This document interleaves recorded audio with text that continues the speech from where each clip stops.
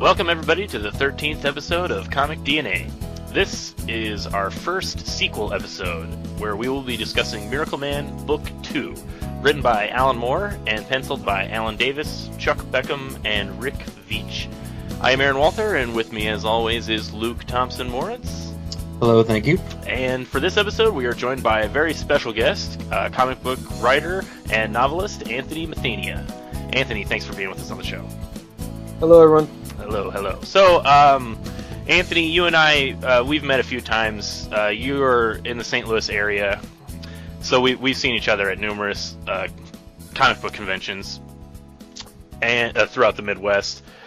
So, Anthony, why don't you tell me a little bit about some of the stuff that you're working on? Right now, I've got a really, really cool project that I'm working on with a co-writer, Shane Crash, and he and I have teamed up before on individual works, but we've never really sat down and co-written something together. And we decided to tell a story about Ernest Hemingway fighting Nazis and sharks off the coast of Cuba. Nazis and sharks, that's Ernest Hemingway, that's all right. Exactly. So we started talking about, we came to comics from a novelist background. Mm-hmm. So we started talking about, who are our heroes, because our heroes aren't necessarily Superman or Spider-Man, and our heroes are really the literary greats like Hemingway and Bukowski and Hunter Thompson. And we wanted to start doing some comic books that kind of play on their lives a little bit. So I'm working on that, and then I've got a bunch of other cool projects in the works. But that's first and foremost and coming out hopefully soon. Yeah, that sounds really cool. I'm a big fan of Hemingway. When I read The Old Man and the Sea, that really had a profound effect on how I wanted to write prose the few times that I do, which is not much. But just the minimalist take on everything, it was just so elegant. His writing, it's infectious. I mean, I wasn't necessarily a Hemingway fan until I took on this project with Shane, so I started boning up on it a little bit. And I also just finished a romance novel and got that edited and sent off to the publisher. But as I'm editing it, it's like Hemingway is making me cut so many words, right? Because it's infected my mind. I think I dropped 10,000 words of just oh wow, I don't know, unnecessary filler. It wasn't like anything like whole scenes. It's just extra words. Yep. He really makes you trim. Yeah, But as a comic book writer, that is a very good skill. Yes, exactly. You've only got a certain amount of panel space and balloon space. You can't. That's you can't write a novel. Yeah, that is a really good skill to have as comic book writers, because you really are limited to so many words per page, and that still is dependent on how much art you want to be conveying the story. So yeah, I've as somebody who has edited a few other comic scripts other than the stuff that I write, that is one of the hardest things that I notice a lot of amateur comic book writers, or people that are still just getting into it, they have the hardest time trying to figure out how to fit words on a page. I've seen so many things that are just overly verbose, and it's just words everywhere, and there's no concept of how this is going to fit on a page, much less with all the art that it's supposed to show also. Yeah, so Hemingway could show a lot of comic book writers a thing or two about a thing or two. Well, sounds like he's going to show some Nazis a thing or two too. Yeah. Well, but one of the things, though, I mean, not to have too much of a digression. Right. This is why I like having other creators on the show, so we can have these digressions. I don't know what your comic convention experience is, but to me it's always been more Ernest Hemingway than, say, Big Bang Theory or something like that. Comic creators like to have fun. We like to live, rich, full lives, and Yep. That's what we liked about these writers. These were people that lived. They went out there and lived, and I think that's why me and Shane really kind of look up to them, not just as writers, but also for the kind of adventured lives they've lived. Yeah, that's. I agree with your assessment. That's good. So Anthony, you I remember. Let's see, it was Kansas City last year. We were in Kansas City at Planet Comic Con, and I was wearing my Miracleman shirt. And, and you pointed out to me, I came to say hi to you guys, and you stopped and you said, "You are wearing my favorite superhero on your shirt," or something to that effect. I won't quote you verbatim. Yeah. So no, that sounds about right. So, would you say that Miracleman is your favorite superhero? Yeah, I would. I mean, heck, it might be the only one. I'm not really a superhero guy. Okay. No, so how I got into Miracleman was kind of just through the whole process of learning to write comics and stuff. So we can tell that story maybe later or whatever. But I like the character not for his superpowers or abilities or that it's an exciting action thing. I like Miracleman, not so much the character, but the whole book. It made me think, and it opened my mind, and it said, "Wow, this is what you can do with comics that you can't do with a novel." And even more so than Watchmen, although I do appreciate that work and V for Vendetta, it was Miracleman that really kicked it off in my mind.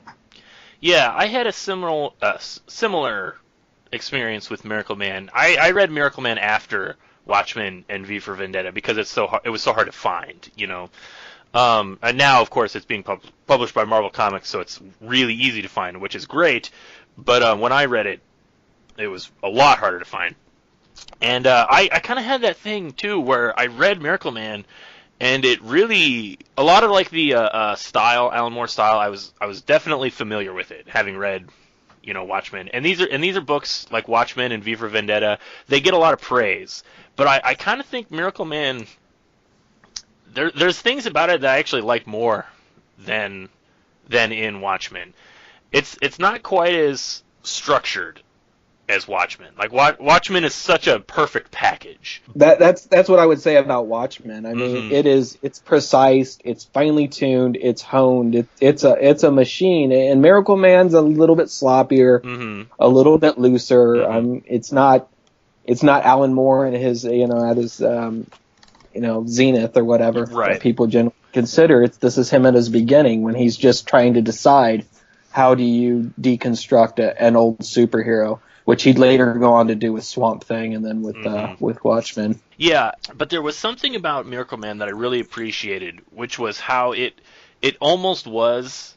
It starts off as like a straightforward superhero story, and then as the story progresses, it like embraces all the tropes and then completely abandons them, so that by the time we get through book 2, book 2 is still kind of in like what I would call like superhero zone still, but by the time book 3 starts, which we're not really going to talk about on today's episode, but where book 2 leaves off, it's like it's on its way to completely abandoning every trope, every superhero trope, and it really becomes something more. Like it's sort of, I don't want to just say general science fiction, but it really is sort of like a new style of superhero. Can I talk about how I came to Miracleman? Oh, absolutely, yeah. That was actually the other thing I wanted to say. So yeah, okay. So how did you like kind of come into Miracleman? Like I said, I had a novel background, and I took part in a script writing challenge. And one of the options for the script writing challenge, it was to do a comic script. And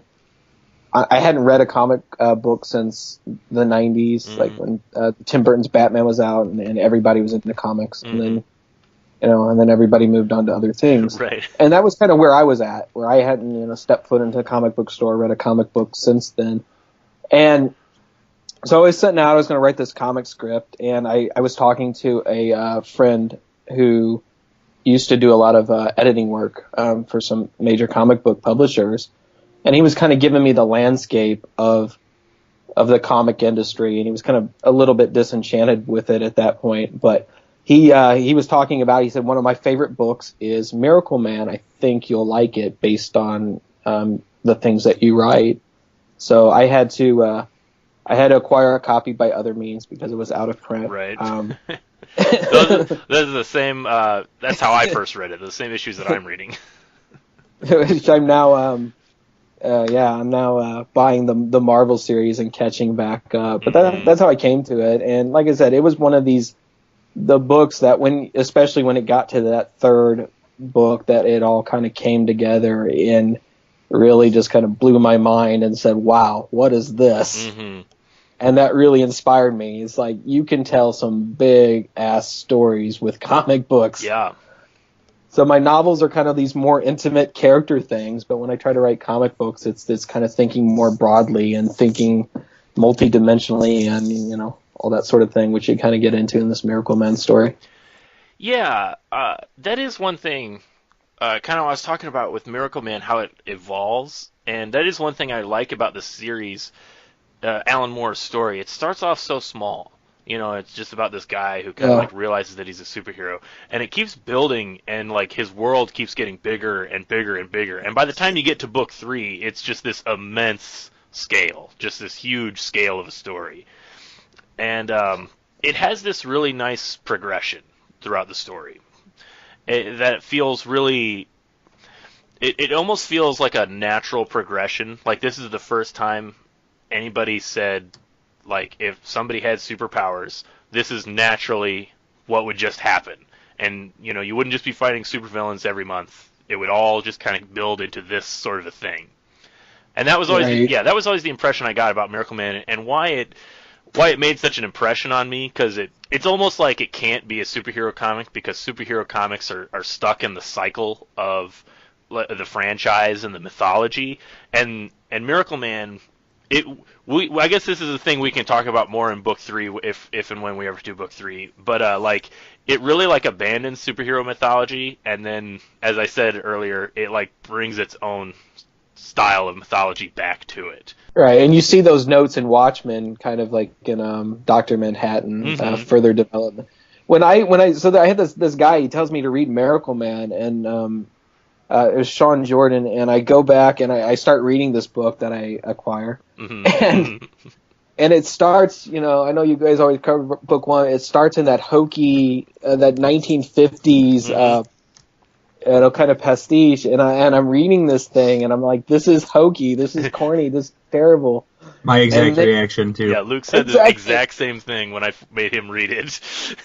and I'm really, because I respect this guy's opinion, you know, and I'm studying these pages, and it's like, what is he seeing that I'm not seeing?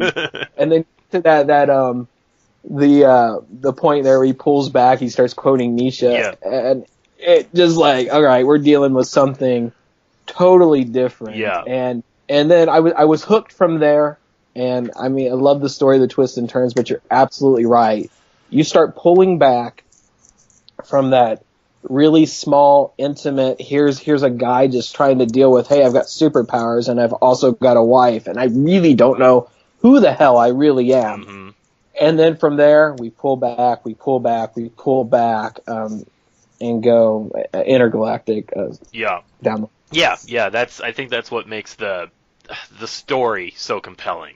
So I guess we'll kind of get into the book here. As I said, if you listen to episode 2 of our podcast, Comic DNA, that's when we read Miracleman Book 1, and Luke and I went over a lot of the history of Alan Moore and kind of the publishing trouble history that the book had. But there were a few notable bits of history worth mentioning about Book 2. Those of you that have read it, and Luke, Anthony, obviously you probably noticed too, is that there's an artist change.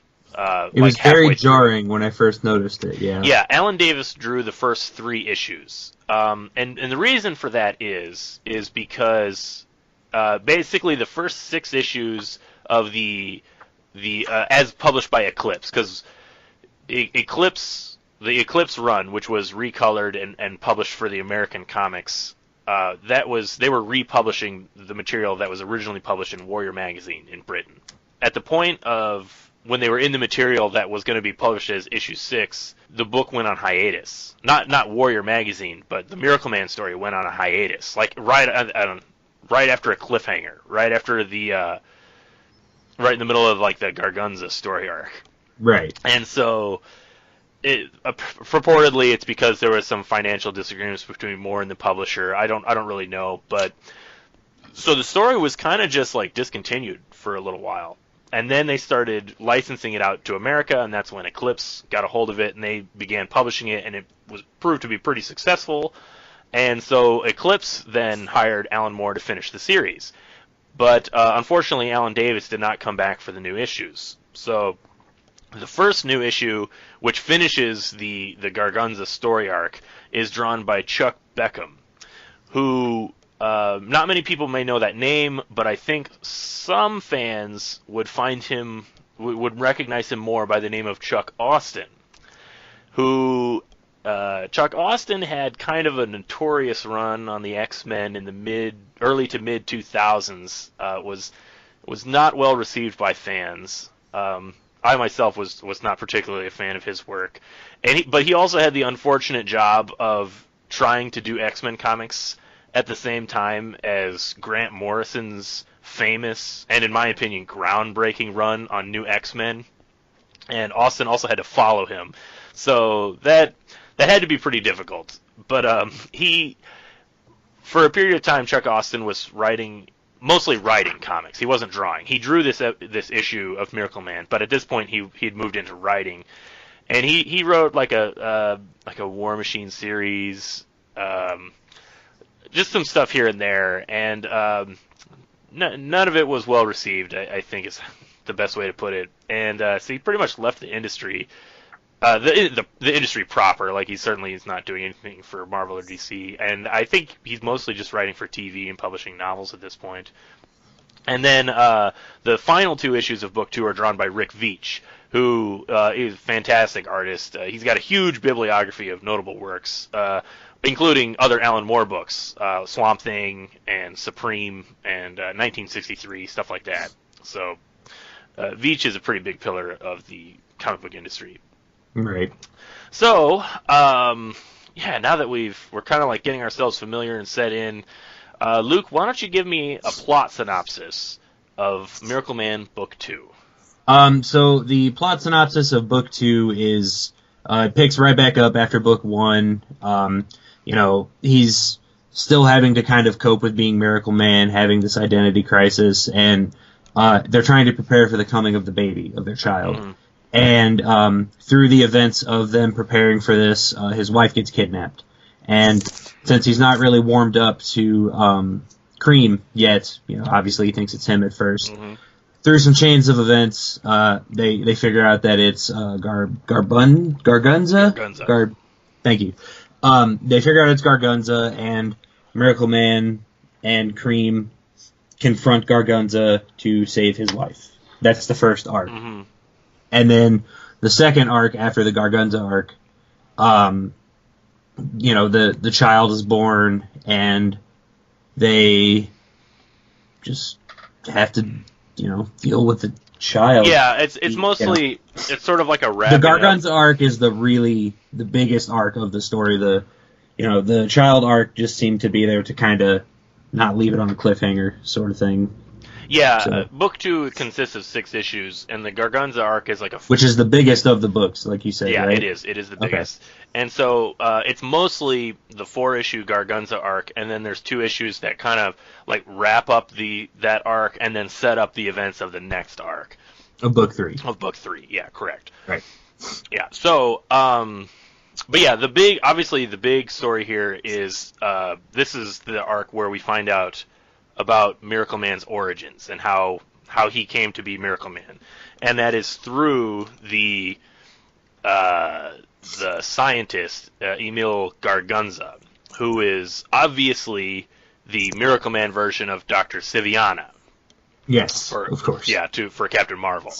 And I really liked, just like right off the bat, my favorite thing about it, when you talk about like Moore's deconstruction and how this is sort of like a superheroes in the real world thing, I absolutely love that they just straight up say that Gargunza was just trying to recreate Captain Marvel.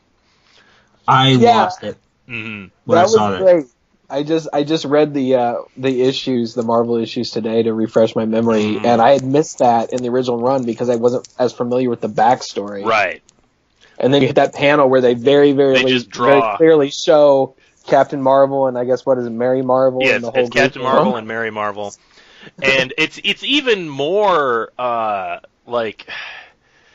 It's even more of like a commentary on the original creation of Miracleman. If you remember that originally he was Marvel Man.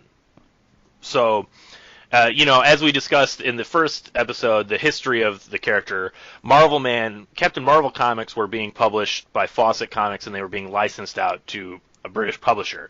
When Fawcett got closed down due to the lawsuit by DC Comics, the British publisher found themselves without anything to publish. So they hired an artist, Mick Anglo, to create basically a knockoff Captain Marvel. That was his job, was just give us a knockoff Captain Marvel that we can publish. So he created Marvel Man. And it's such a distinctive panel because it shows Gargunza talking about how he needed to create his own Marvel family, and they show the comics. Like, he just finds the Captain Marvel comics, like what did he describe? Some illiterate in the lunchroom was reading them. Yeah. And yeah, like, it's a nice little like dig at comics, of course. And but yeah, so that was even more of like everything about it is just a rip-off of Captain Marvel. Like, to the point where it's deliberately, even in the universe, it's a deliberate rip-off of Captain Marvel. But with the new name and the re-edit version of it, they have to change. He doesn't say Marvel Family, he says Miracle Family. Yes. Which is unfortunate because I think some of the punch, I mean, it's still there, like, you get it. They did, especially since they were there in that panel. Yeah, exactly. Like, the Marvel Family was there. They drew the Captain Marvel comic. Right. Yeah, it would have been better the other way. I agree. Yeah. But I mean, what can you do? But yeah, it still works. It still works. Yeah, exactly. But yeah, so that was something that, like, now it almost seems really passé because, like, like meta jokes, meta commentary, everybody does it now. But, like, this was one of the first comics that I read that, like, really did it in such a direct way, and it really blew my mind, where I was like, oh my god, there's, like, things going on here. It's about one thing, but it's also about another thing. And I mean, Miracleman, Alan Moore, obviously that's what he's known for. He was one of the first writers to really pull it off, and this is a perfect example of the fact, as I said, like, he creates the new origin for Miracleman, and it's just literally, he's a ripoff of Marvel Man, Captain Marvel. That's what, like, made me really, like, get into this, was, like, how much he, I don't want to say poked fun, but how much he referenced and, like, like we were saying, deconstructed the original origin. Mm-hmm. And that, I had never, since I'm sort of newer to comics, I had never seen anything like that. So that hooked me right from the get-go. So I'm glad that it continued into this book. Yeah, but yeah, so that's a fun thing. So I do like how they go into the history of Gargunza, and it's such a, like, he's supposed to be the evil scientist, like Siviana, but Alan Moore, of course, ties him into, like, every real-world situation, like actual history, So he's from the third world. He's gets involved with the Nazis, and then foreseeing that the Nazis were going to lose, he just defects to Britain, and then that's how he gets wrapped up in the Project Zarathustra. It's sort of like a real-world cartoon character, That's a good way to put it. Yeah. It is, but there's such a brutality in those scenes where they're taking him back to his, like, really early origins. I forget, where was it? Brazil or somewhere in South America? It might have been Paraguay. Yeah, where he just, like, where he really brutally beats some guy with a bat after he's done something even more awful. Yeah, well, that's another thing too. Of course, it's an Alan Moore comic, so bad guys are rapists. Yeah, we're dealing with people that play for keeps. Yeah. Which comes to full fruition in book 3. Yeah. But we get a little taste of it here, that these supervillains, they don't mess around. And in the book 1, just where where he's kind of talking about his past, and he's talking about this character, Gargunza, is like, well, he never really did anything that evil. Right. It was just all these, like, weird plots and schemes. There's a contrast between the typical supervillain before, but I'm just as, like, in these books we're saying, what does a real-life superhero look like? We're also saying, what does a real-life supervillain look like? Right. Right. And And you don't get that in Watchmen, where it's all just super quote unquote superheroes with shades of gray. You know? Yeah. There's more of a moral ambiguity to Watchmen than you have in Miracleman. Like Gargunza, like you said, Gargunza is like a real world supervillain. He's a guy who manipulates everybody around him. But he's also like completely like sociopathically okay with just indiscriminately murdering or raping people. But he also has the wherewithal to like not be nobody thinks of him as a criminal. You know what I mean? He works for the government. Like he's supposed to be like a respected person. Although in the context of the story, you know what? Actually, I don't think we really find out into book 3. But basically, like the reason he's in Paraguay now is that he's basically hiding from the government. But like still, like the point is that he kind of like a James Bond villain kind of a thing, where he's a guy who's so bad he can use the system to his advantage, and he kind of has that like untouchable layer to him. Right. Which I like too, because you know that makes sense in the context of this story. Yeah, exactly. Again, going back to the whole like real world supervillain. Right. You know, he has to be untouchable because it actually seems like there's stakes. That's what I really like. Well, yeah, and they also, like, Moore's story also does a good thing of, like a classic superhero, supervillain thing, where Gargunza is the main bad guy, but Miracleman can't beat him up just by punching him. Right. Initially, I should say, because that's how dangerous Gargunza is. Like, Gargunza kidnaps his wife, you know, so he's got that, he's holding that over Miracleman, and then he has the words implanted in Miracleman, so that the trigger, so that Mike Moran can't even turn into Miracleman and fight him. So he really has, like, the story sets up the whole like hopeless situation for Miracleman. Like, he's already beaten. Yeah, Gargunza has the trigger word to prevent Miracleman from basically turning back, and he's just going to kill him by sicking the dog on him, the Miracle Dog. Yes, Miracle Dog. Which, again, that's a nice, like a superhero trope, the animal sidekick. But, of course, it's like a huge alien monster in this. Yeah, of course. Mm-hmm. It was weird, because when I first, saw it, I should have known, because so far, nothing in this book has been expected for me. And I saw the Miracle Dog thing, and I just kind of rolled my eyes. But, man, if they didn't make him intense. Mm-hmm. Like, the couple scenes of him having to chase Moran, and obviously the cream scene, I cringed. It was hard. It was hard to get through. Yeah. It had the moment where Moran is like, how am I going to get out of this? Because the dog can't even talk. He's not even going to accidentally say his name like Kid Miracleman did the last time. And I like that sort of acknowledgement of, in the first book, the way he was able to beat the supervillain, it was basically by accident. The supervillain did himself in, which is a classic superhero trope. But now we're taking away the superhero tropes, and so the villain can't do himself in. But then he kind of has that little light bulb moment where he's like, oh, if the dog can't say his own trigger word, then obviously somebody else has to. So if the dog hears the trigger word, then he'll change back. And that's how he's kind of able to overcome the dog, which is a little, it's like really quaint, I guess is how I would put it. But it works really well for the story. Right. Well, you've got this super powered behemoth animal chasing a paunchy, middle-aged white guy, 40-year-old dude with thinning hairline, and is like, I don't know, as a writer, how do you? Yeah, how is he going to beat that? Yeah, it was just kind of like a just in the nick of time. One thing I don't think we touched upon was this whole goal of Gargunza and what his objective is, and I think that goes back to this whole idea of this real world supervillain. What does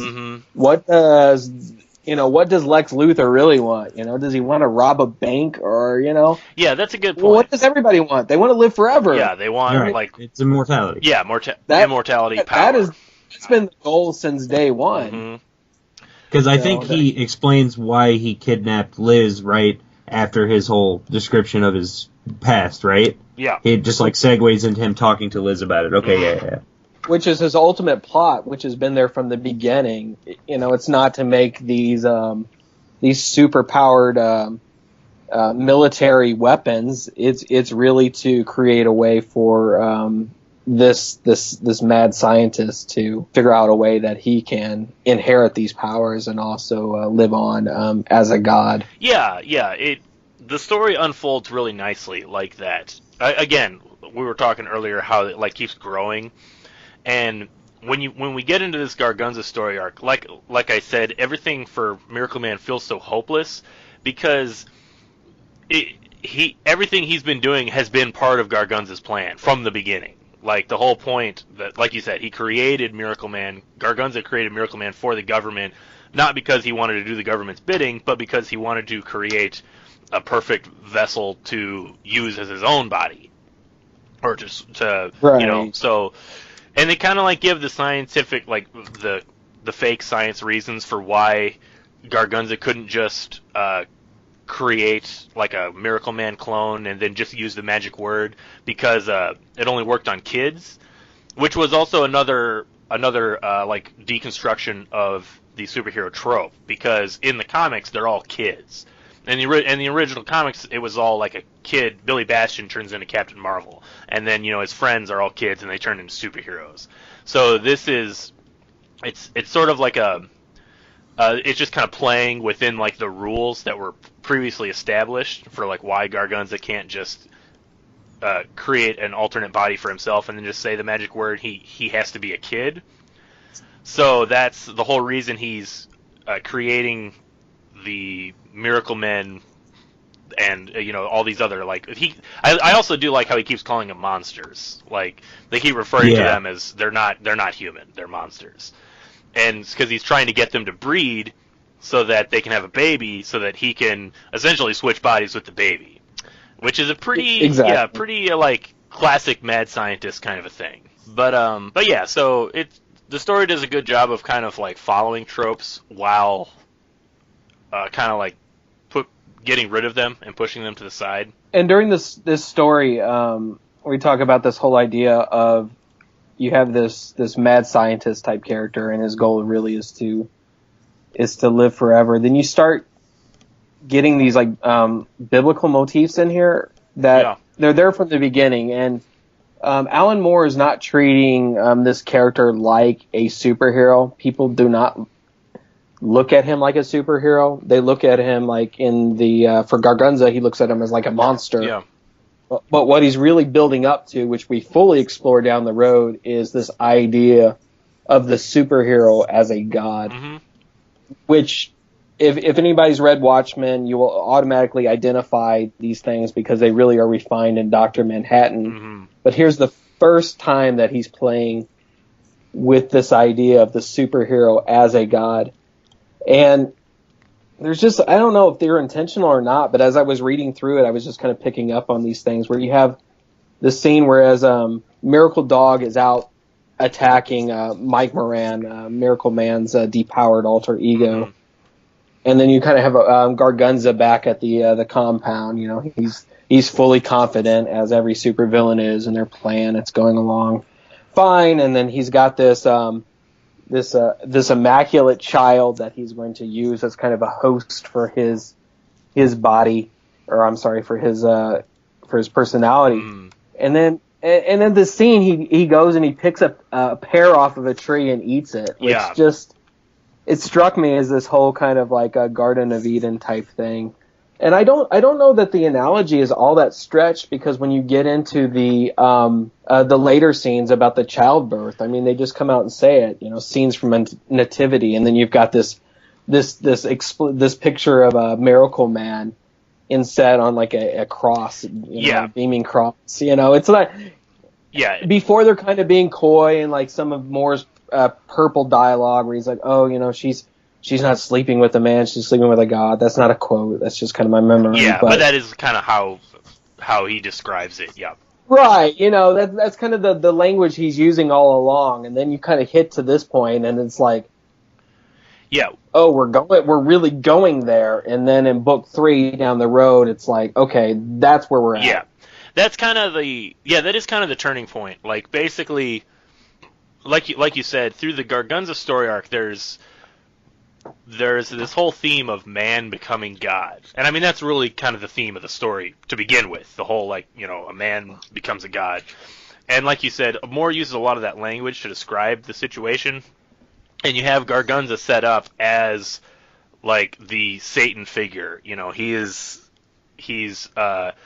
trying to like basically overthrow humanity. He's trying to overthrow the kingdom and set himself up in charge.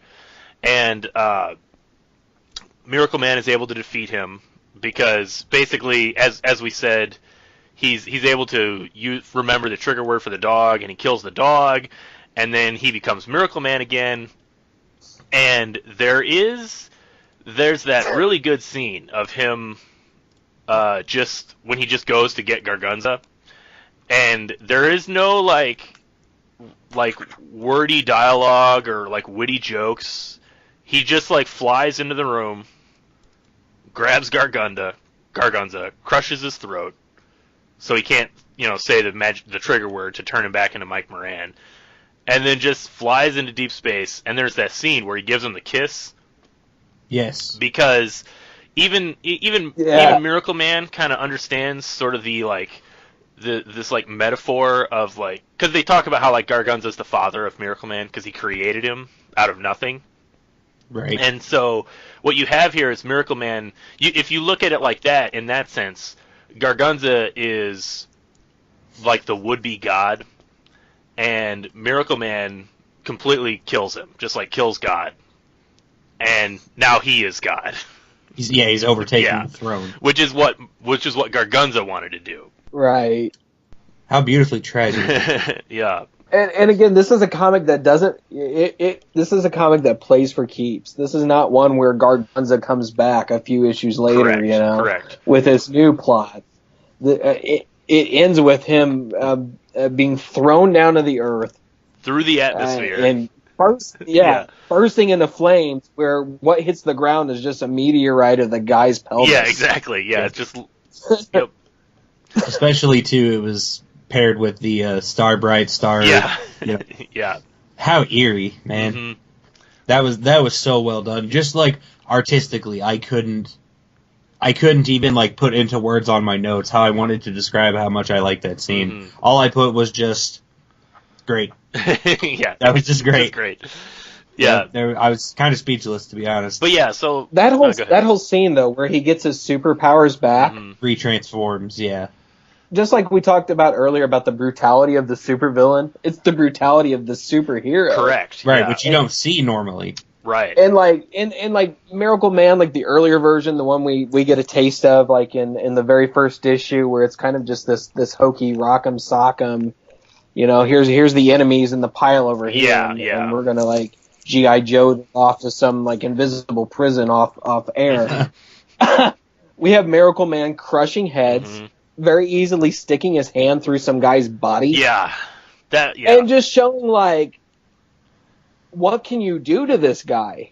Right. Like, I mean, he's unstoppable, and just the ease of which he defeats the villains as Miracleman, the ease in which he like grabs Gargunza and spirits him off, raises him all the way up to the heavens before casting him down to the earth. Right. Right. I mean, I don't want to read too far into it, but as somebody who has done like a lot of religious and biblical studies, these are the kind of like the illustrations and the motifs that just kind of like pop out. Well, they're very deliberate. Like Alan Moore, like you said, once we get through the Gargunza story arc and we do the birth, like Alan Moore's not holding back. He's putting everything up front. He's calling it the nativity. It's the Son of God is being born. I mean, that's what it is. And like you said, it's illustrated very clearly with Miracleman in that cross pose with the light emanating from him in a cross. Like Moore is using lots of Christian imagery to kind of get these ideas and these themes across about the nature of man and God. And Which how I think Miracle that- Man is kind of blurring the line between those. Mhm. Yeah. Exactly. And at the end of the day, while I might be like more of a traditionalist, that's one of the reasons why I don't mind so much the name change from Marvel Man to Miracle Man, although I know it was done for other reasons. I think the word miracle more captures kind of the what we're I working do agree. with here. Actually, Luke and I talked about this when we talked about the first book. I actually like the name Miracle Man more than Marvel Man. I think it's a better name. For a multitude of reasons. Yeah, But that, yeah. I agree with that one wholeheartedly. Hmm. I do like the birth issue. It's again, this is another thing that like is so not traditional comics because like even the cover of the issue has a big warning on it that says "Attention parents, issue contains graphic scenes of childbirth." And yeah, the original issue, it's got their little like Eclipse comics, and it says it's got a tag like America's #1 superhero, and then underneath that, "Attention parents, this issue contains graphic scenes of childbirth," which is such a funny like, I don't know, it's such a funny like way to describe it. Like, It's really funny because I was reading this digitally, Mhm. and I didn't see that. So getting into the issue, the first panel of it obviously was just like, whoa, okay, yeah, didn't expect that. No big deal. But I guess I can sort of see it. Like I get why the warning was there. Mhm. It's jarring. well, like it's just not something that is shown in media, Right. Any media. So for it to be in a comic book like this, actually, I think is really important. Yeah. Because like you said, it's not the type of thing that would just be in a normal like TV show or a movie. It would be considered pornographic, even though it's clearly not. I will have to correct you on that because it is in a couple of movies, but they're not coming to my mind. One was a Spike Lee movie, but it's rare. Yeah, okay, you're correct. Maybe I'm But yeah. I will say this: in movies, it's always like just a quick shot and a cutaway.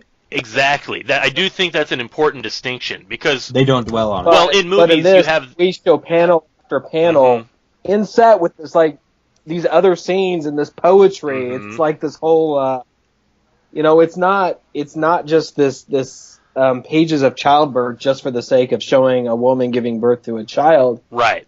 The way that the panels are constructed, as showing childbirth as a metaphor, and you have these inset panels, and then you have Alan Moore, or as he's credited in the Marvel series, the original writer, quote unquote. Yeah, because he won't Exactly. do any business with Marvel. He won't even let them credit him on the books that he wrote when they're reprinting them. Wow. Yeah. So in the reprints, his name does not appear anywhere in the book. It just says written by the original writer. But you have his dialogue, and his dialogue here, I don't think it's as refined, as his best. Mm-hmm. And it may be a little strained and a little purple at points, but I mean, I got to give credit for the guy to going through a territory that who's going to draw a superhero comic containing a graphic Nature Channel childbirth scene and juxtapose it with all this like wild prose. It's just the combination is just so far out of left field that it still impresses me. Yeah. It's such a unique comic in that respect. Like you said, it's a superhero comic, but with like just like such straightforward depictions, but at the same time, it's really like you were saying, it's like really flowery prose. I saw an interview with Alan Moore where he basically said he was inspired to do this issue because shortly before doing this issue, his first daughter was born. And he really just wanted to write about just all like the emotion that he felt of being a father and just like the miracle of childbirth. And he wanted to completely dispel the like mostly modern Stigma. mostly modern media versions of it being like something that you don't talk about it. I mean, it's just the way like you think of like how kids are taught about stuff like that, and the origins of like the stories of like the storks and stuff like that. And Alan Moore really just wanted to be straightforward, like really embrace it. because Yeah, I mean, it is something. It's hard not to respect that. Yeah, exactly. Yeah. What a very weird scene where you have this superhero god in the middle of nowhere. We're not in a hospital. Right. He puts his wife in a Jeep and literally flies her, and then acts as her midwife and delivers her baby. And you have this weird juxtaposition of like heaven and earth. And I think that's what he was playing with there. Oh, definitely. I mean, it's really important that the birth is being given just out in the middle of nowhere, just in nature. It's a natural birth. Well, yeah. But yeah, and it's juxtaposed with all these panels of everything that had just happened. So like the fight with Kid Miracleman, the Gargunza stuff. So you have this juxtaposition of life and death going on in the story about all the people that have died in the course of getting to this point where new life is being born. I also love, just as a side note, I really, really love the way Rick Veitch draws the baby. Just like that panel of Miracleman holding the newborn baby, like just after just given birth, and the baby just has that perfect, like grumpy, what is going on? I'm a baby and I don't know anything kind of a look. Right? Why am I outside? Yeah. It's funny because Miracleman even makes note of it. He's like, it's just perfectly like awesome, inspiring, ugly, scary. Yeah. It's just this big culmination of emotions, and the baby's expression kind of, home runs it after that. This panel, which takes up, I guess, is about 3/4 of the page, you have Miracleman who is like bawling. Yeah, he's in you have tears. this god who is crying at the birth of his child. You have his wife in the lower right-hand corner, and she's just ecstatic. You have the sun poking up over the holy mountain. Giving a little halo behind the baby. Going there, yeah, giving the baby a halo. And then you have this grumpy baby that's like, what the hell am I doing here? The whole scene is like funny because it's majestic on all the four corners, and then in the center you have this very grumpy baby covered in blood with an umbilical cord stretching to the lower end of the panel. Yeah, I love it. It's one of my favorite panels from Miracleman. It's so very human. I love it. Exactly. Yeah. Well, it is. That's exactly what it is. As a father who stayed up by my wife's head during the whole thing, it was an interesting read, but I can appreciate the sentiment wholeheartedly. Yeah. So that issue pretty much it just like focuses entirely on the birth, and all of Moore's just kind of like poetic, emotional outburst of becoming a father and the nature of life and stuff like that. And then it ends. I do like the way that the issue ends with that good cliffhanger of the baby just like a few minutes old and just talks, just says "mama," like instantly. And that is the first sign of like what's really to come, because this is not a human baby. This is like the next step. It's the baby of a god. Yeah, book 2 kind of like acts as kind of like a wrapping up of like, okay, we're going to totally revise Miracleman's origins. We're going to like really show what Gargunza was up to. Where does Miracleman really come from? We answer all those questions here at the end. That's wrapped up. All the old territory is done away with. And when Alan Moore, the original writer, when he gets to Swamp Thing, I think he does it like in 1 or 2 issues, if I remember, the revision. Here he takes an entire book and a half. Yeah. Even more than that. But really, after this, the birth of the baby is the departure. Yeah. For the story. Yeah, that is like the turning point of like, again, like how we've been saying, how up until this point the book has been following like superhero tropes, and it's just kind of going along with that. The birth of the baby, everything, like all limits are off now. Everything changes, which I do think is an interesting thing too, because if you think about it, like traditional superhero comics, they're not allowed to have kids. How many times have characters like they've wanted to make these characters have kids and grow up, and they're not allowed to because they have to stay static, and they have to, they can't move forward.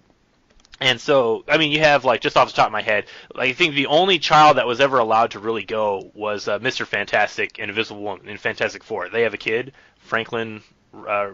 Yes, Franklin Richards. But he still he's like stuck at a certain age now. Like they do like their story arc where it's like he's a baby and then he kind of grows up to a kid and now he's a kid forever. But they did that in the X-Men. Chris Claremont tried to let Cyclops retire and get married and have a kid, and then they were like, "Oh no, we need Cyclops back in the book. Kill the kid, kill the wife. You know, that's done. It just happened." They even did a Spider-Man story arc where Mary Jane was pregnant. This was during that infamous Clone Saga that I was talking about. Yeah, oh boy. And that ended with. That still remains one of the worst storyline cliffhangers ever. Mary Jane gives birth to the baby. They tell Peter Parker that the baby died in childbirth. And then there's like a final scene where they show somebody carrying the baby off. And then that was never mentioned ever again. So like, in Weird. Marvel continuity, there's a little Peter Parker baby out there somewhere. It's so weird. I don't know. That's Maybe so they weird. eventually tried to wrap it up. I certainly haven't been keeping up with every little Spider-Man thing that's been going on in the like 15 years since then. But it just kills me. So there is this thing of like superheroes aren't allowed to have kids. And the one thing that they always said about Spider-Man is the reason he can't have kids is because then he'll be a dad. And he needs to be young because people need to identify with him as a young man, not as an old dad.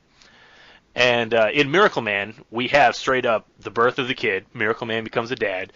And as you're saying, Anthony, the book completely changes at this point. Like, it's no longer a superhero book. Well, yeah, because like before we're still dealing with this whole Marvel family ripoff that he's trying to like pull his way out of through this whole thing. Has there ever been a Marvel baby or a Miracle baby? Like I said, Franklin Richards is probably the only one.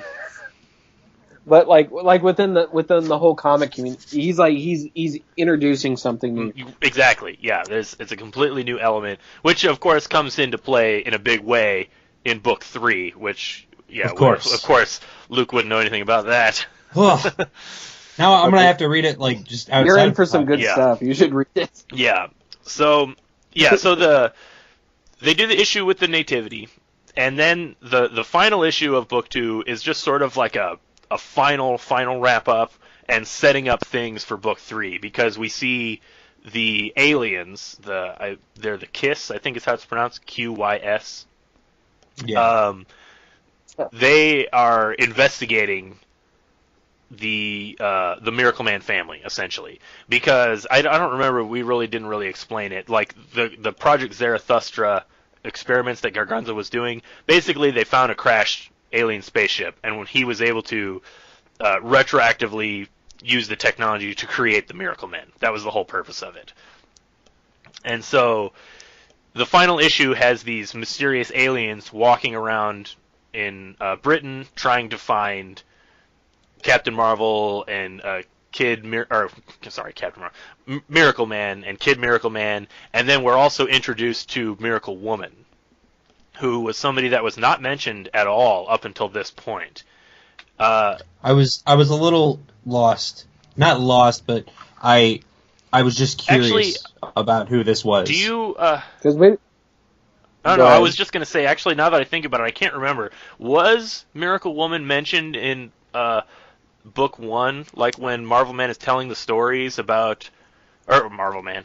Oh boy, I'm going to get these names all mixed up. When Mike Moran is telling his wife, like, his history as, like, I remember all these stories about being a superhero, does he ever mention... No. I don't think she's mentioned. I don't think she's mentioned at all. This is pretty much her first exposure. Mm-hmm. The only thing I can even remotely think is Garganza, when he's talking to Liz, he name drops 2 other names. That's correct. Yeah, he does. Okay. I don't think she is one of them, No, she's though. not, because those 2, one of them is Miracle Woman, and then the other one we see in book 3.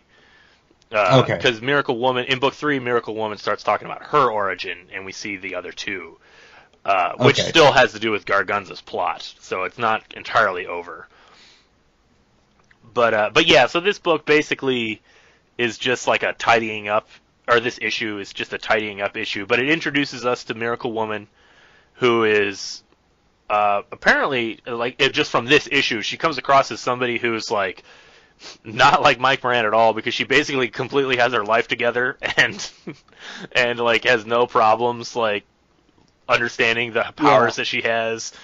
And then I guess the big plot point is with the Johnny Bates when they go to investigate him. And he supposedly overcomes Kid Miracle Man. Yeah, and then it just kind of ends with not really quite a cliffhanger, just like I said, just kind of like a wrapping up of basically the aliens are just like, oh, we're going to go to Great England and deal with it.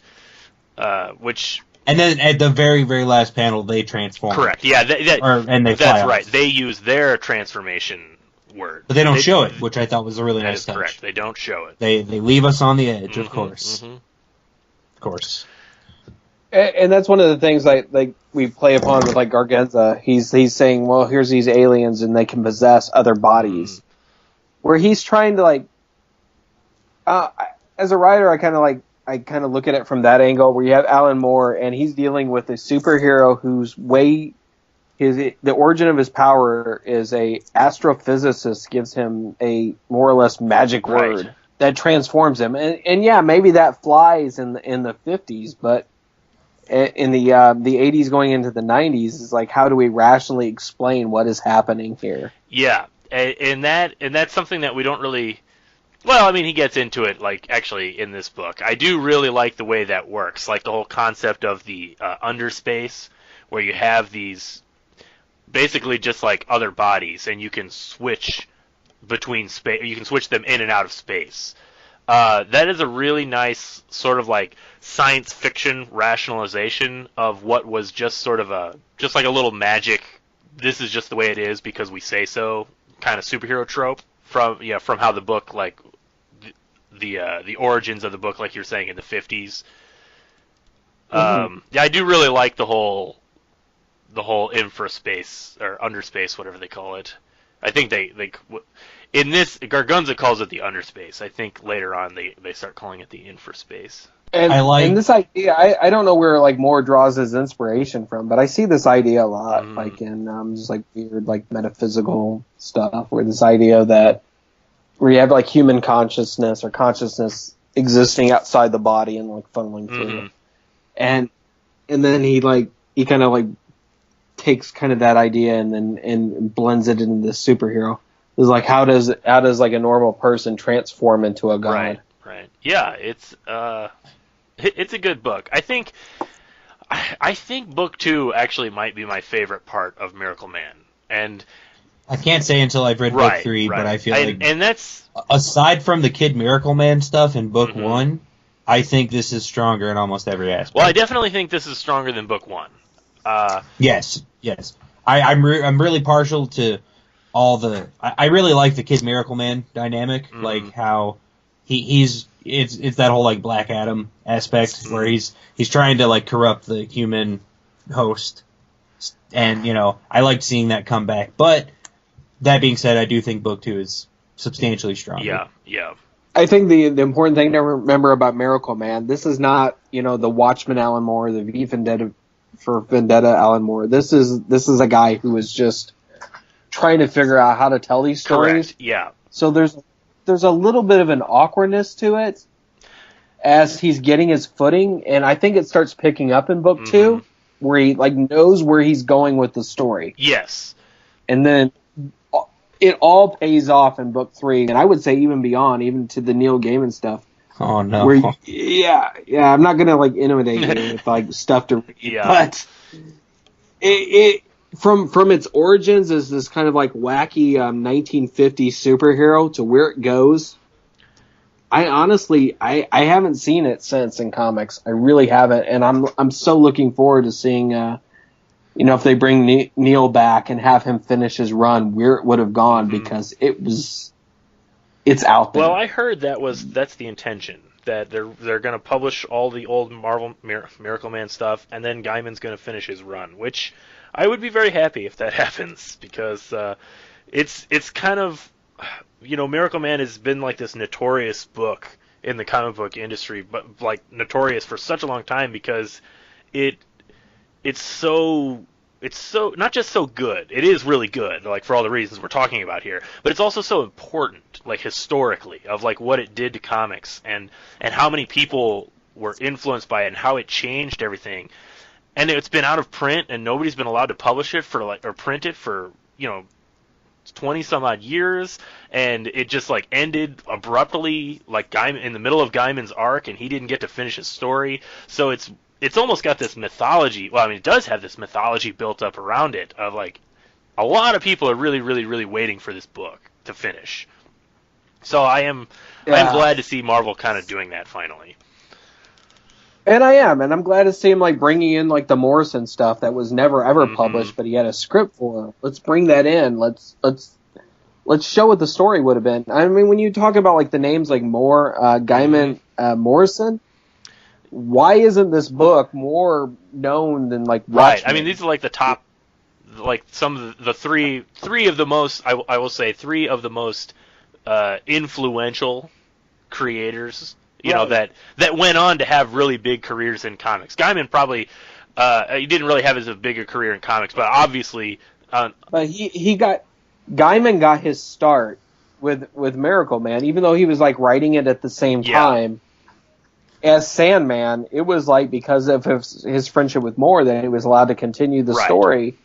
So, I mean, he made his mark on the story, and it built up, and I think his run was the payoff. I know other people may disagree, but I really like the direction he went with it, and would love to see what his plans were. I actually might disagree with you. I haven't read the Gaiman issues in a while, but I remember really actually not liking them that much compared to the Moore issues. Really? I actually thought they didn't really compare. Some of them were really good. I think my problem with Gaiman's run was how like scattered it felt, because he did. I appreciate that he was doing each issue was sort of its own story, because he was doing like a lot of little small stories about like just like incidental characters. And the outcome of everything that happened in the end of Moore's run, I appreciated like that's what he was doing, because it was kind of like he was going back to telling small stories after the grand story had grown so huge. So when Gaiman came on, he started telling small stories again in this huge universe. But the thing about him, I'm not a Sandman fan, and I'll just throw that out there. Well, I was even actually gonna go that direction too. I have a deep appreciation for Sandman, and I can find some of it that I really like, but I might offend a lot of comic book fans here when I actually say I'm not a huge fan of Gaiman's comics. I think he's a better prose writer than he is a comic book writer. I mean, his biggest, like, what are his two biggest notable comics works? Sandman and Miracleman, I would say. Yeah. And I mean, they just don't really do it for me. I mean, well, I take that back. Sandman I like. I do like Sandman. I hate to say I don't like Sandman, because I know it just makes, like, what kind of comic book fan doesn't like Sandman? What, are you crazy? Exactly, but it just doesn't connect to me. And I can appreciate it from, like, an artistic standpoint and from a writer standpoint. It's just not something that connects with me personally. Yeah. But I think just as we're talking about like Alan Moore finding his footing through Miracleman, we're talking about a Neil Gaiman at the beginning of his career when he was going to Alan Moore and saying, how do I write a comic book script? Yeah, absolutely. I mean, this is a guy just getting his footing, and now that's what makes me so excited about, the possibility of him finishing. This is not the Neil Gaiman of, I don't know when it was, like the early 90s. This is 25 years him ago, with a lot more experience. I mean, and Aaron, you're a writer. You know how it goes. I mean, do you compare what you did 5 years ago to what you do now? 5 years. I can't even imagine 25 years, like. Exactly. I think I found a lot of inspiration in where it went, and I like it more not because of the technical finesse or anything like that and storytelling, but just the ideas that he was working with. And I would really love to see him he's got all this experience under his belt.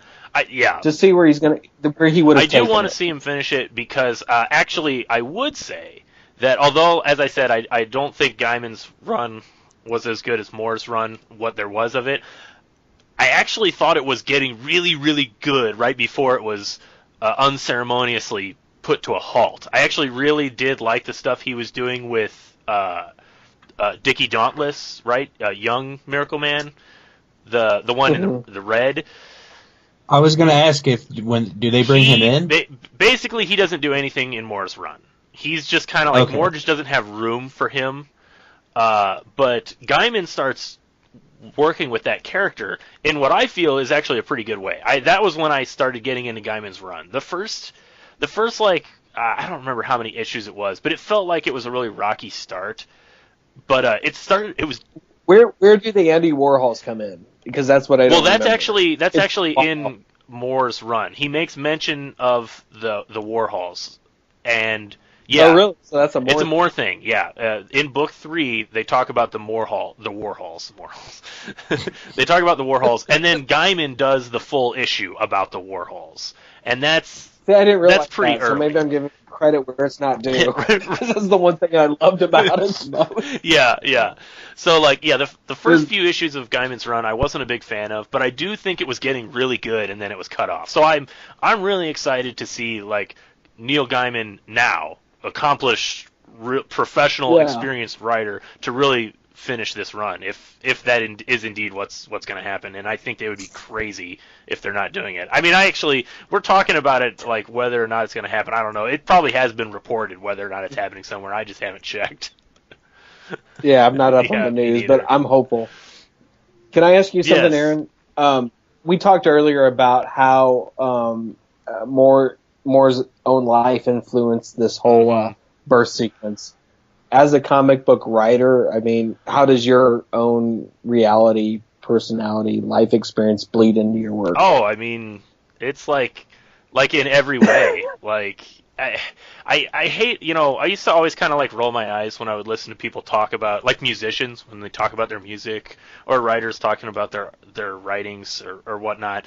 But, like, it really is like every character that I write is me in some way. Not necessarily completely me, but there's like an aspect of me in everything. At least I try. I always I feel that there is, or in many cases I try to actually put myself into every character.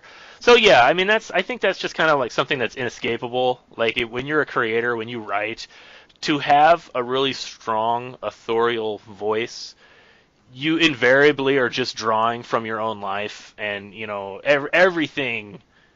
everything potentially influences you. Like, not just me and my experiences, but like my friends, people that I talk to, and their experiences will also influence me. Just from that, like, just being somebody who just kind of absorbs everything around him and is always looking for motivation behind like the way people do things if they do, and just trying to understand the way the world works. Invariably, everything I write is basically from something that I've either directly experienced or have just like experienced through like pop culture ripples. Going back to that whole birth scene where he says, "These are the moments when we are real." Mm-hmm.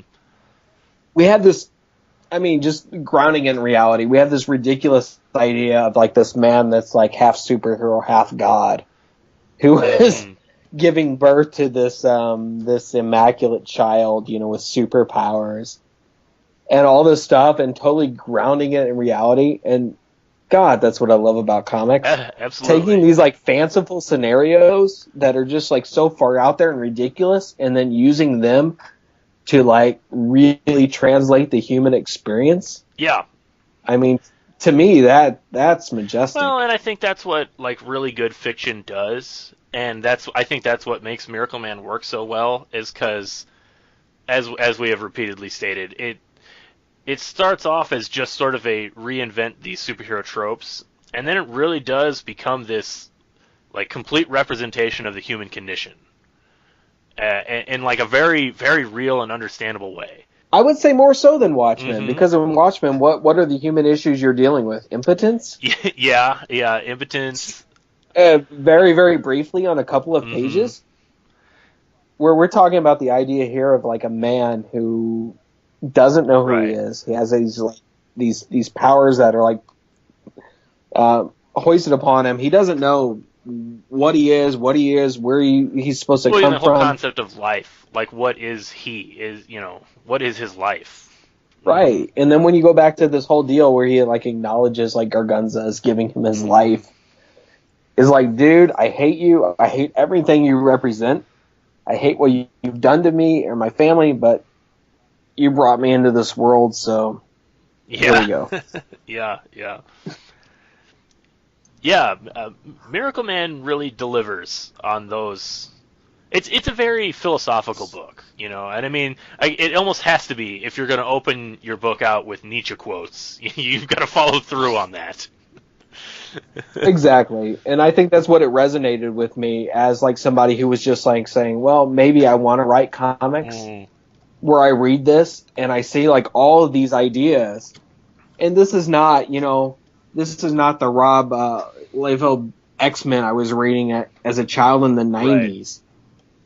Right. This was something, and I felt bad for missing this whole thing when it first came out, but I was happy to like experience it later, where I could like read it and see these huge ideas and how they work so well with pictures, and how he was using comics as a way to explore not just what is a superhero, what is a god, but what is the human condition. And that's why I think it resonated so much with me on my first read. Yeah, it was pretty much exactly the same thing for me. Like, the first time I read it, it was such an eye-opening thing of like, this is not what normal superhero comics are like. It's like really reaching to be more. Oh man, you got to have me back for number 3. It's my favorite. We will definitely do that. But yeah, so I think we've pretty much said everything we could say about Miracleman Book 2. It's awesome. Exactly. Yes. Just please read it. It's awesome. I mean, if you're a person who like loves Watchmen, loves V for Vendetta, and you've heard about this book, Miracleman or Marvel Man, that's kind of like out there, I really, really think it's worth reading. I've read some of Alan Moore's earlier stuff. It really doesn't connect with me in the same way. Like, I forget what it was. It was a sci-fi book with a female protagonist. But with Miracleman, he really, it's good. If you resonate with Watchmen, check out Miracleman. And just kind of see the ideas that he's working with. Yeah, like you said, Miracleman is a book where it feels like he's sort of like really developing this style that becomes the standard. But it's almost like you can see it unfolding. All these like big ideas that he eventually goes on to do many things with many times over. But it all started in Miracleman. And I really like the roughness. I do. I mean, I can give credit for Watchmen. It's refined, it's precise. But it's also, to me, it's very sterile, and it's also very kind of locked in like normal comics. I think the fact that Miracleman was published in Warrior Magazine in England. Yeah, that's a good point. As opposed to not like being a DC book or even a Vertigo book. I mean, even Vertigo in its heyday of being kind of this, forward-thinking, experimental publishing line, would something like a Childbirth go? Yeah, that's a good question. And I agree.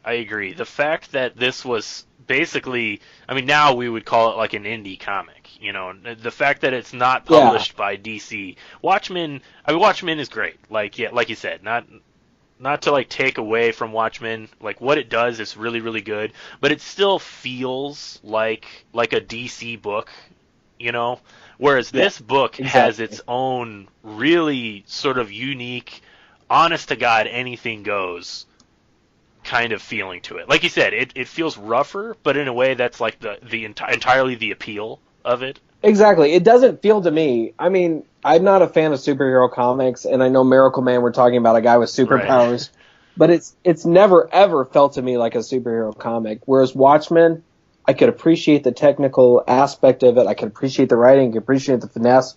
What an amazing work. But there's something that just resonates with me more than with Miracleman. Well, I mean, like I said, I can see why. It's a unique work. One thing that's interesting about it is like how it's so edgy that even like this Miracleman number 9, this Marvel version of it, where it has that childbirth scene, And you were talking about the eclipse said, what was it? Yeah, warning childbirth graphic scenes of childbirth, or graphic depictions of Right. childbirth. Okay, and I don't know when the book came out. It would probably been like 92 or something, early 90s maybe. These issues? No, these would have been like 85. Okay, 85. These issues came out. In 2014, I picked Miracleman number 9 off the shelf from Marvel Comics. It came in a plastic bag that I had open like it was the worst convenience store porn. Instead, we have two warnings. Not as clever, but we have mature content and another warning on the cover: parental advisory for strong language and content. And that's in 2014, where I'm picking this off the shelf like it's the worst kind of like. Especially smut. that really bothers me that it just says warning extreme content, like they don't even tell you what it is. Like on the Eclipse books, they at least they tell you straight up it's graphic scenes of childbirth. They're not saying it's like, they're not making it sound good or bad. They're just explaining to you exactly what it is. In fairness, from that point or from issue 9 and forward, they just like continue with that whole. Do they? That whole disclaimer, but what's interesting to me, as a person buying Miracleman off the shelf in 2014, we have Miracleman in a plastic bag with 2 advisories on the cover, and right next to it we have Saga, right, which is like arguably one of the most popular comics for people who read comics right now. I think it is the most popular. Yeah, exactly. Everybody loves Saga. I've yet to meet somebody who's read it and hated it. And we know the kind of graphic stuff that goes in there. Beyond a very natural scene of childbirth. But why is Miracleman so edgy still today? That intrigues me. I don't have the answer to that. No, I know what you mean, though. It does still feel edgy. Like, I maybe it's just because it's just the whole package. You know, there's not like a clear-cut morality. Like we talked about, like Miracleman easily, effortlessly kills people that he disagrees with. Maybe that's a little too dark, maybe that's not a fair assumption. He's killing people that are opposing him, and the reason they're opposing him is because they're really bad and they want to kill him. But like, he doesn't make any qualms about it, you know. Like in a Marvel comic book, Marvel Comics argues back and forth constantly about whether or not the Hulk kills people when he turns into the Hulk and goes on a rampage through the city. Because in the context of the comic, he's a monster and he goes on a rampage and other heroes have to fight him. So, like, he's kind of a bad guy, but he's still a Marvel character and a hero sometimes. So they can't make up their mind whether or not he kills people. And so you get all these weird, like, explanations of, like, you know, Hulk, he causes destruction, but he doesn't really kill people. And, you know, and then you start breaking it down, like, well, you know, if he's just causing destruction, that could, indirectly kill somebody. And then it just kind of turns into this whole, like, don't think about it too much kind of a thing. In Miracleman, you're asked to think about it. Or you're forced to think about it. I call it the G.I. Joe. I don't know if you ever watched the old G.I. Joe cartoon. I'm a big fan of G.I. Joe. I grew up on G.I. Joe. My first comic book was the G.I. Joe comic book. For the cartoon series, I feel like every ending, we're dealing with, like, a fictitious war. Exactly. And every ending ends with, like, the Joes, like, hanging out while all the Cobras are loaded into, like, some helicarrier, something to be taken to, like, some fictional Guantanamo somewhere. Well, I mean, you know, G.I. Joe is the cartoon where, like, every time a plane blew up, you saw the parachutes come out. You know. Exactly. We're not dealing with that in Miracleman. This is one that says, okay, we know what the cartoon version is. What's the real version? Exactly. Not just for the villains. Right.